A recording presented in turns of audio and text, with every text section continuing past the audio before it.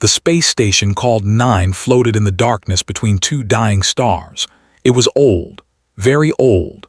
For 3,000 years, warriors from across the galaxy had come here to fight in its famous arena. Blood of 100 different colors had stained its floors. Champions had risen. Legends had fallen. But in all that time, no fighter had ever achieved what had done. 487 fights, 487 victories, and in all those battles across all those years, no one had ever touched him. Not once. Not a single scratch on his volcanic skin, not a single mark on his massive body. Stood nearly 3 meters tall. His skin looked like cooling lava, dark and cracked with lines of orange heat running through it. He had 4 arms, each one thick as a tree trunk, each one ending in claws that could cut through metal like paper. His eyes were black pools that saw everything. His brain processed information faster than any computer the lesser species could build.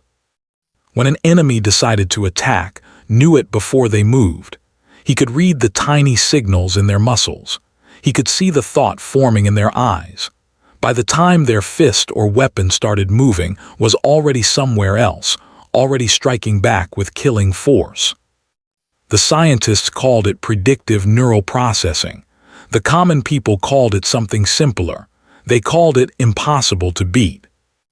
On the day the human ship arrived at 9, the whole station buzzed with excitement. Humans were new to the galaxy. They had only been traveling between stars for 200 years. They were small, weak, and soft. They broke easily and healed slowly. Most species considered them barely worth noticing. But the humans wanted something. They wanted mining rights in the outer systems, access to rare metals that could power their growing colonies. And the Galactic Council had a tradition for such requests, a test of worth, a fight in the arena. The ambassador was a tall female with 3 rows of sharp teeth. She smiled when she heard the news. The humans must send a champion to face, she announced. If their fighter survives for 1 minute, we will consider their request. She did not say wins. No one expected the human to win. Surviving for 60 seconds would be a miracle. The human ambassador was a woman named. She was 52 years old, with gray streaks in her black hair and calm eyes that revealed nothing. She had been a soldier once, before becoming a diplomat.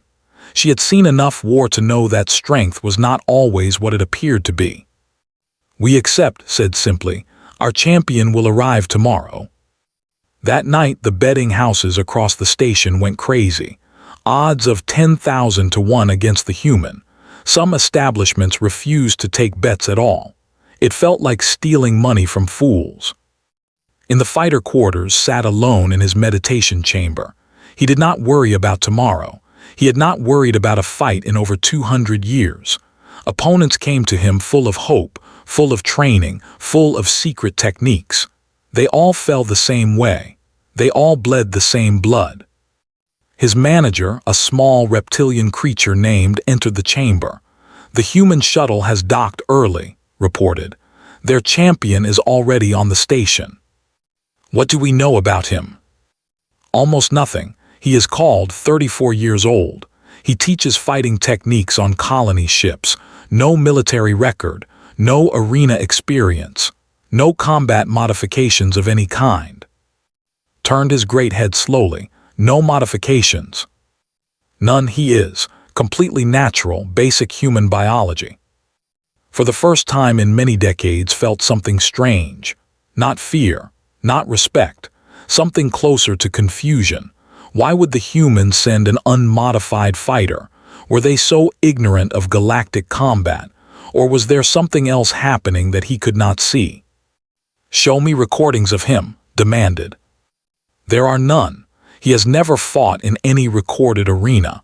He has never competed in any official tournament. He is nobody." Everyone is nobody until they step into the ring. The next morning, the human shuttle opened its doors and walked down the ramp. He was not impressive to look at. Average height for a human, maybe 175 centimeters. Simple face, short black hair, a body that was fit but not muscular. He walked with a slight limp in his left leg, an old injury that had never fully healed. He was eating an apple. The crowd that had gathered to see the human champion fell silent. This was it. This ordinary man with fruit in his hand. Several aliens laughed openly. Others shook their heads with something like pity. His manager pushed through the crowd to stand before the human. "You are the champion of Earth." Finished chewing before answering, "I am the one they sent, yes." "You understand what you face tomorrow. You understand that has never been touched, that his reaction speed is faster than thought itself." Took another bite of his apple. He chewed slowly, looking around the station with curious eyes like a tourist seeing new sights. "When do we start?" he finally asked. Stared at him. The human showed no fear, no tension, no sign that he understood the death that waited for him. Either he was brave beyond reason or foolish beyond help. "Tomorrow, midday, the Arena of Thorns." Nodded, threw his apple core into a nearby waste unit, and walked toward the fighter quarters. He did not look back. He did not ask questions. He moved like a man going to an ordinary job on an ordinary day. Behind him, the aliens whispered to each other. What kind of species sent their people to die with such calm? What were these humans really made of? In her quarters, Ambassador watched the scene through security cameras. She allowed herself a small smile. They had no idea, none of them. They looked at and saw a small, weak, ordinary human. They did not see 30 years of training. They did not see 40,000 punches thrown every single day since childhood. They did not see what human stubbornness could build when given enough time. Tomorrow they would learn. The fighter quarters on 9 were designed for warriors of all sizes. Rooms could expand or shrink, floors could change their hardness, and the air could be adjusted for any species. This room was set to Earth standard, which made it feel almost like home. Almost. He sat on a simple mat in the center of the floor, his hands resting on his knees. On the wall screen in front of him, his wife looked back at him. She was still on Colony 7, 12 light-years away. The signal delay meant their words took almost a minute to travel each way, but they had learned to wait. "The news feeds are calling it an execution," said. Her voice was steady but could see the worry in her eyes. "They are saying you will die in seconds. They are laughing at you." Smiled, let them laugh. He stood up and began unwrapping a roll of cotton strips. Slowly, carefully, he started wrapping his hands. This was an old method, something his grandfather had taught him. Each layer pressed flat against the bones of his knuckles, each wrap tight enough to protect, loose enough to move. "Do you remember the videos I requested?" he asked. "The ones from the station archives." "The recordings of fights. Yes, 487 of them. You watched them all. 3 times each." Leaned closer to her camera. "And what did you see?" Finished wrapping his right hand and started on his left. His movements were smooth and automatic. He had wrapped his hands this way 10,000 times before. His fingers knew the pattern better than his mind did. "I saw a fighter who has never faced a human," he said. "I saw a warrior who reads intention. Every species he has fought thinks before they act. Their brains send signals to their muscles. Their bodies tense before they move, sees all of this. He reads the decision before it becomes action. So he knows what you will do before you do it. Yes, if I think about punching, he will see it coming. If I decide to kick, he will already be moving away. That is why no one has ever touched him. He is not faster than their attacks. He is faster than their thoughts." Was quiet for a moment. Outside her window, the twin suns of Colony 7 were setting, painting the sky in shades of orange and purple. When she spoke again, her voice was softer. "Then how can you win?" Finished his left hand and held both fists up to the camera. The white wrappings were perfect, clean lines, no gaps, no loose ends. "Do you remember what grandfather used to say? The words he repeated every morning before training. closed her eyes, recalling the old man who had raised after his parents died. He had been a boxing coach for 60 years, a man of few words but endless patience. He used to say that speed is borrowed from the mind. The body follows what the heart has already decided. Yes, and do you know what he meant? I always thought it was just philosophy, poetry. Shook his head. It was instruction. He was telling me something real.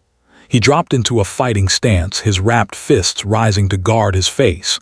Grandfather trained me from the age of 4, every day, 40,000 punches, 40,000 blocks, 40,000 steps and turns and combinations. He threw a jab at the empty air. The punch snapped out and back so fast that barely saw it move. It was there and gone like a flash of light. For the first 10 years, I thought about every punch. I decided to throw it and then I threw it, like everyone else. But grandfather kept pushing. More practice, more repetition, more hours until my arms burned and my lungs screamed for rest. Another jab, another blur of motion. After 15 years, something changed. I stopped deciding. My hands just moved. The punch happened without thought, without intention, without the signal that looks for. His eyes widened, muscle memory. Deeper than that, it is not memory at all. Memory means you are remembering something. This is different. This is the movement becoming part of your body, like breathing, like blinking. You do not decide to breathe, your body just does it. He threw a combination, jab, jab, right cross, left hook. Each punch exploded out and returned in less than a heartbeat. His feet shifted on the mat without sound. His body flowed like water. Can read thoughts. He can predict decisions. But he cannot read what does not exist. He cannot predict a punch that happens without intention. Sat back in her chair. For a long moment, she simply watched her husband. She had known him for 12 years. She had seen him train every morning and every evening. She had seen him teach children and adults and even aliens on their colony ship. But she had never fully understood what all that practice meant. You are saying that you do not think when you fight. I am saying that by the time my brain knows I have thrown a punch, my hand has already hit the target and come back. Is that even possible? Relaxed his stance. He sat back down on the mat facing the screen. For humans, yes, we are not fast like the other species. We are not strong. We cannot see the future or read minds, so we found another way. We practiced until practice became instinct. We repeated until repetition became reflex. He smiled at his wife. It was a warm smile, full of love and quiet confidence. Tomorrow will look for my intention. He will try to read my thoughts. He will wait for the signal that tells him an attack is coming. Raised his wrapped fists one more time.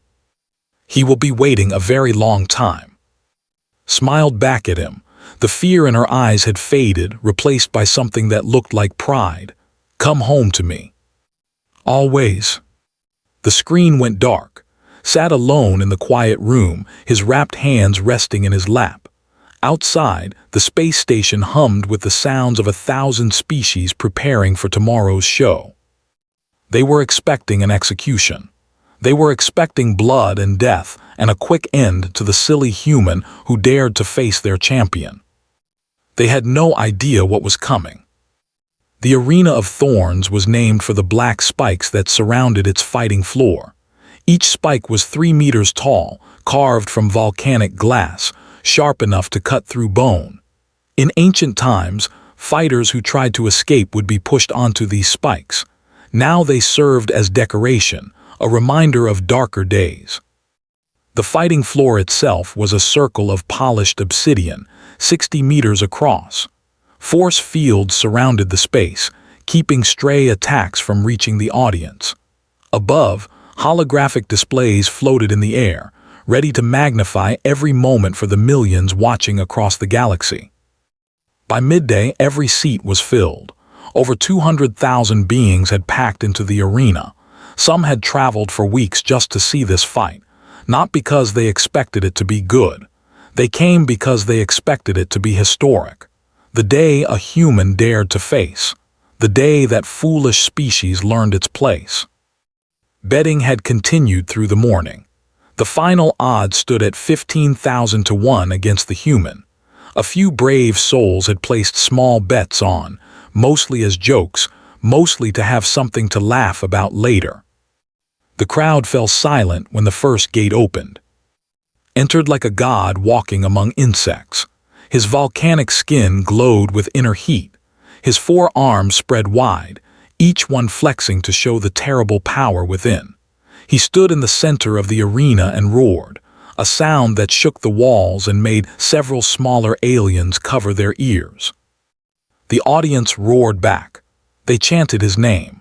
They stamped their feet and waved their limbs and screamed their love for the champion who had never been touched. Then the second gate opened.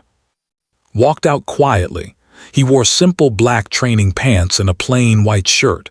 His feet were bare. His hands were wrapped in white cotton. He carried no weapon. He wore no armor. The chanting died away. The crowd stared at the small human walking toward the center of the arena. Some started laughing. Others shook their heads. A few turned away, unable to watch what would come next. Stopped 3 meters from, he had to look up to see the alien's face. The size difference was almost comical. Single leg was thicker than his entire body. "You understand you will die?" asked. His voice was deep like rocks grinding together. Did not look scared. He did not look nervous. He looked at the massive alien the same way he might look at a training dummy in his gym. "You understand you have never fought a boxer," replied. His black eyes narrowed. This human was either very brave or very stupid, perhaps both. "I have killed species you have never heard of, warriors with the ability to see the future, soldiers with bones made of metal, champions with 4 hearts and poisoned blood." Said nothing, he simply waited. "Nothing you can do will surprise me," continued. "I will see your attacks before you make them. I will know your moves before you decide them.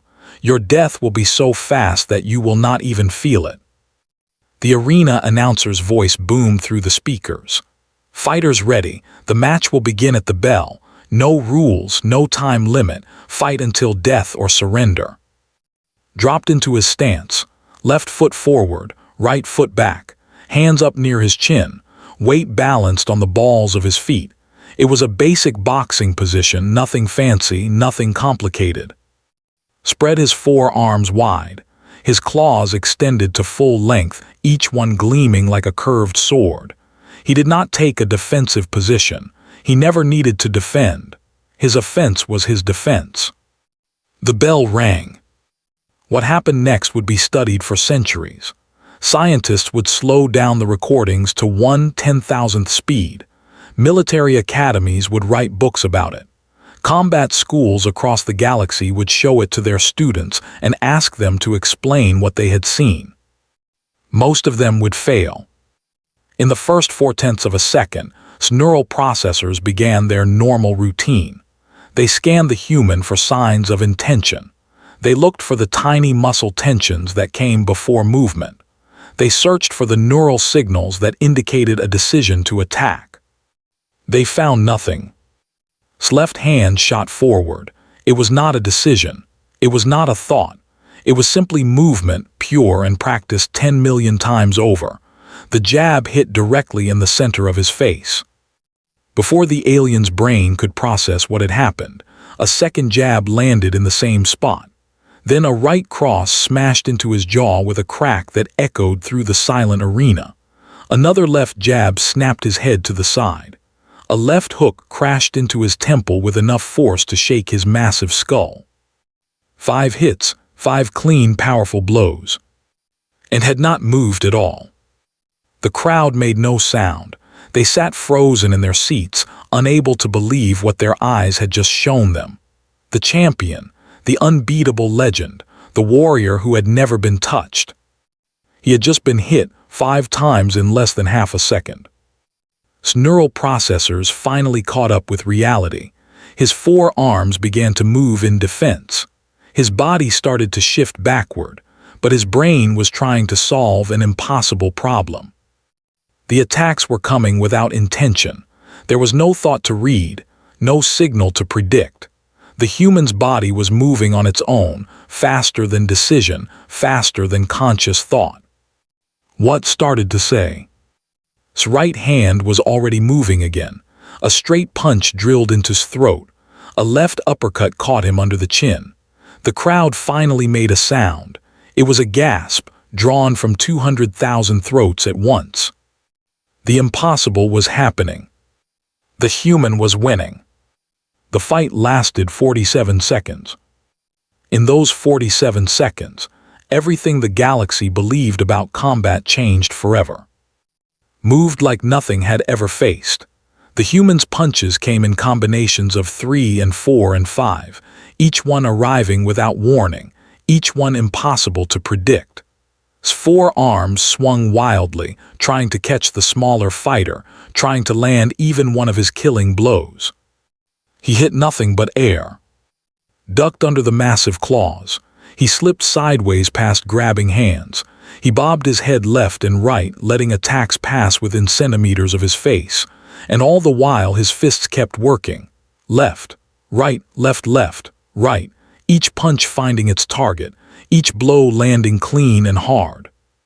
At the 15-second mark, went down for the first time in his 400-year career. His legs simply stopped working. He crashed to the obsidian floor like a falling mountain, and the whole arena shook with the impact. The crowd was screaming now. Not cheers, not chants, just screaming.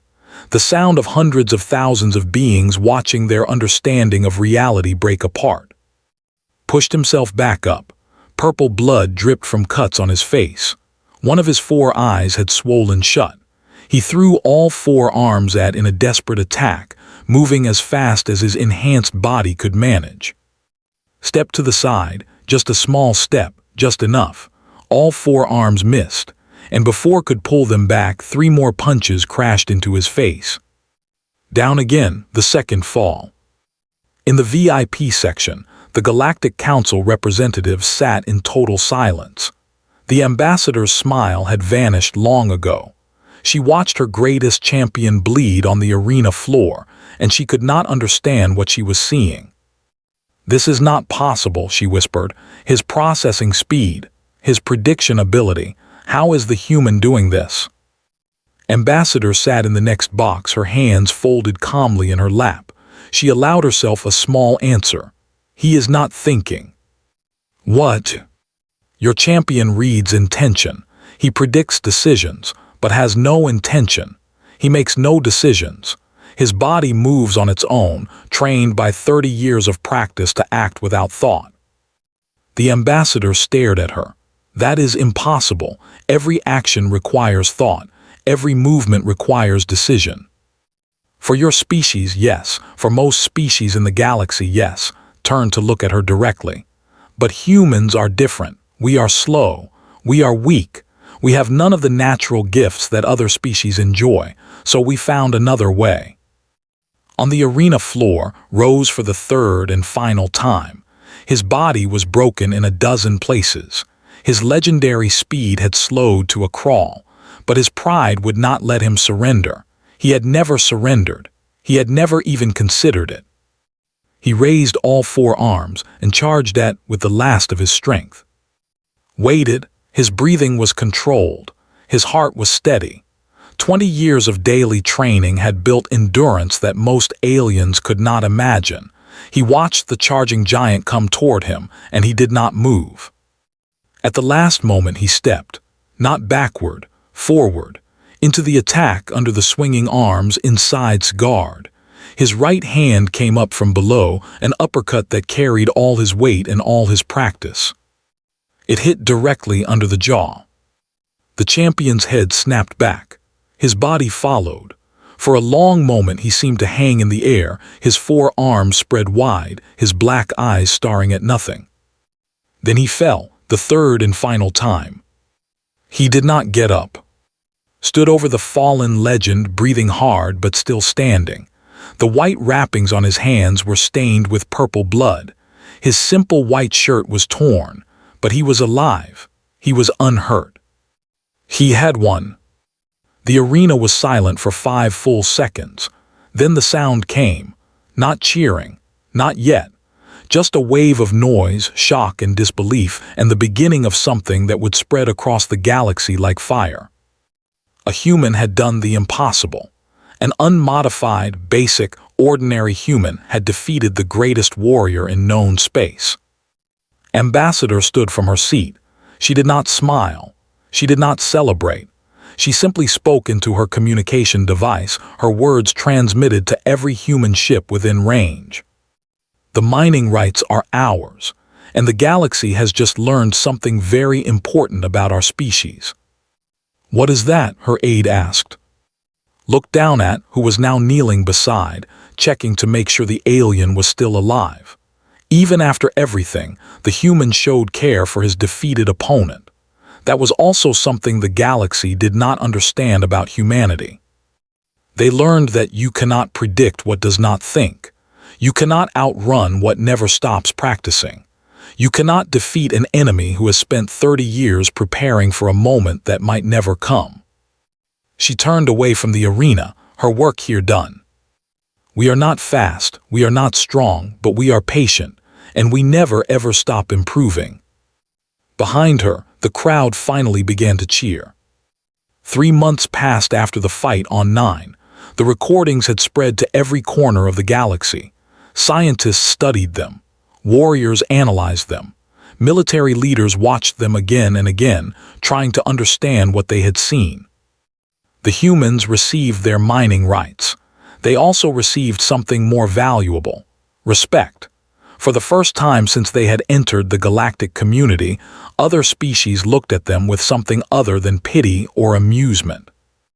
Returned to his normal life. He went back to Colony 7, back to his wife, back to teaching self-defense classes on transport ships. He did not seek fame. He did not want it. He was a teacher, not a celebrity. But some things could not be avoided. On a cold morning in early winter, a shuttle landed outside the small mountain village where and had built their home. The village was located in the hills outside on a piece of land that had belonged to his grandfather. It was quiet here, peaceful, far from the noise of the cities. The shuttle door opened and stepped out. The warrior looked different now. The cuts on his face had healed, leaving faint scars that would never fully fade. He moved more slowly than before, his body still recovering from damage that would have killed most beings. He wore simple clothes instead of his champion armor. He looked like a student coming to meet a teacher. Watched from the window of their house. She had been afraid when she heard who was coming, but had told her not to worry. He had seen something in his eyes at the end of their fight. Not hatred, not anger, something closer to wonder. Met the alien outside the village tea house. The building was small and old, built from wood and stone in the traditional style. His grandmother had served tea here for 50 years before she died, now kept the tradition alive. Had to bend nearly in half to fit through the door. Inside, special modifications had been made to allow him to sit at the low table. It had taken weeks of work by the village engineers, adjusting the floor, strengthening the supports, making sure the building would not collapse under his weight. Poured tea for them both. The movements were smooth and automatic. He had performed this ritual thousands of times. His hands knew exactly how much to pour, exactly when to stop, exactly how to set down the pot without making a sound. I have watched our fight 4,217 times, said. His voice was quieter than before, more humble. I have analyzed every moment, every frame, every movement. Sipped his tea and waited. I still do not fully understand what you did. You are looking for a secret technique, said. A hidden method, a special skill that I used to defeat you. Yes. There is no secret, there is no technique, there is only practice. His black eyes studied the human across from him. 3 months ago, he would have laughed at such words. Practice. Simple repetition. How could that defeat 400 years of combat evolution?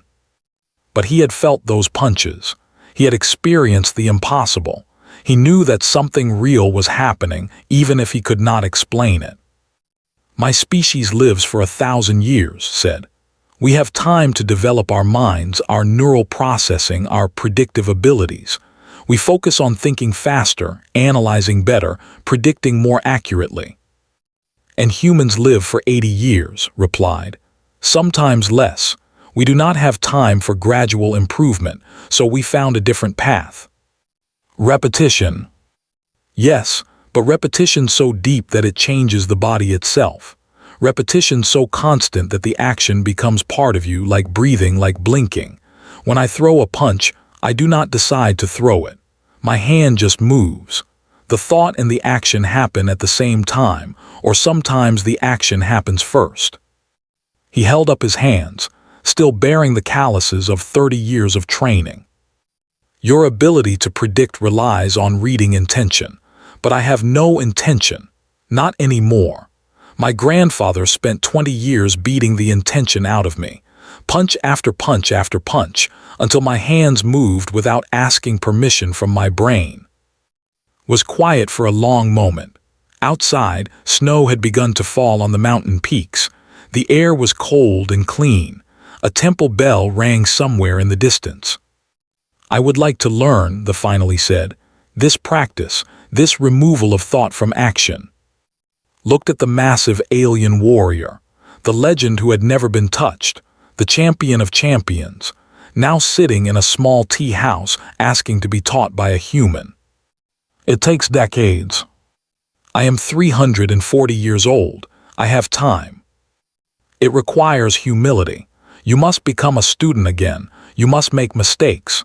You must fail many times before you begin to succeed. I understand. And you must do push-ups, many, many push-ups. Something that might have been a smile crossed face. I am beginning to understand why your species calls itself humanity first. Shook his head gently. It is not about being first. That is a misunderstanding. It is about never stopping. The galaxy has species that are faster than us, stronger than us, smarter than us, but none of them practice like we do. None of them repeat and improve and refuse to quit like we do. He set down his teacup. The movement was so smooth that the liquid did not ripple. Other species saw our weaknesses and thought we were limited. They never asked what we did with those limitations, what we built from them, what we became because of them. Outside, the snow continued to fall. In villages across the planet, a new generation of human children were beginning their morning training. Some would become fighters, some would become doctors, some would become artists or engineers or teachers, but all of them would learn the same lesson. Practice, repetition, patience. The galaxy was only beginning to understand what that really meant. We start tomorrow, said. 4 in the morning, dress simply, bring nothing. Nodded slowly. He had come to this small planet as a broken champion seeking answers. He would leave eventually as something else, something new. A student of humanity. And that, perhaps, was the greatest victory of all.